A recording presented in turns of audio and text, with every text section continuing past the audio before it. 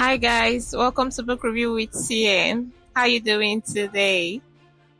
In the last review, we discussed chapter 3 and 4 of Building Quality Relationship, and today we will be discussing chapter 5 and 6. Chapter 5 is an interesting topic for me. Really interesting topic. Let's get right into it. Chapter 5, topic: Eliminating Jealousy and Strife.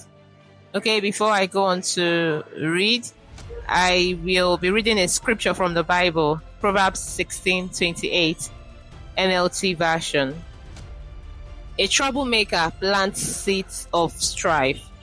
Gossip separates the best of friends. How can you get rid of jealousy and strife in a relationship? Because this is something that destroys relationships, jealousy, strife. And how do these things start? We are going to see it in this book. When you have meaningful relationships, there will be someone who is jealous of them. Very true. Because they don't have a similar relationship, instead of wanting to emulate, they choose to destroy the one that you have built. This is what they do.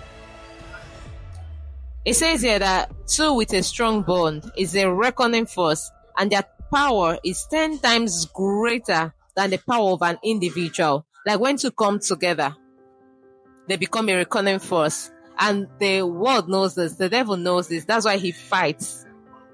That's why he fights marriages. Because he knows that when two have come together, that like they have something strong.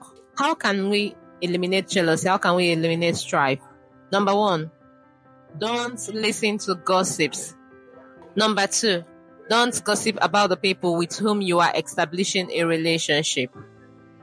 Number 3, don't listen to negative reports about your partners. He went on to say that if there is something going on, then that's different. Like if you're having a strain in your relationship already, like something is not going well, that one is a different case. But there are some people, their existence is just to ruin relationships, just to ruin marriages, friendships. That's what they exist on earth to do. So this kind of people will always want to tell you negative things about that your partner, to eliminate strife, to eliminate jealousy. The steps are very simple, very, very easy. Beware.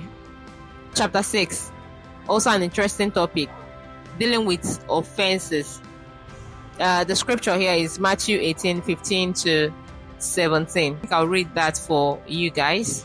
If another believer sins against you, go privately and point out the offense. If the other person listens and confesses it, you have won that person back. 16. But if you are unsuccessful, take 1 or 2 others with you and go back again, so that everything you say may be confirmed by 2 or 3 witnesses. 17. If the person still refuses to listen, take your case to the church. Then if he or she won't accept the church's decision, treat that person as a pagan or a corrupt tax collector. Bill encourages us here to have conversations, to confront situations in humility and meekness. I'll read along. Many of the things people get offended over were never intended as an offense. A twisted mind causes these thoughts and then stirs up offense. Remember, there is your perspective, their perspective, and everyone is entitled to his. So he says here, there's a perspective, there is mine, and both of us, we are entitled to our perspective. Having the mind of no offense makes you see the other person's perspective. When you have the mind to take no offense, it makes you understand them, it makes you see where they are coming from. In disagreements, when it's beyond you, involve a third person. And if not resolved, involve 2 or 3 persons. And if still nothing, involve the elders of the church or your leaders. This is only because there is a broader perspective of how they will view the situation. When you involve those people, it's not just because you want to rant to people or you just want to involve people. No, it's because they are going to see this situation differently and they are going to give a just judgment. Venom of bitterness is contagious and can spread to other people. That is why disagreements should be addressed before it strikes and spreads throughout the church. When there are disagreements, it should be discussed. It should be addressed before it stirs up and causes like more harm. Bill is just telling us that we should learn to deal with offenses, and we should also try to see others.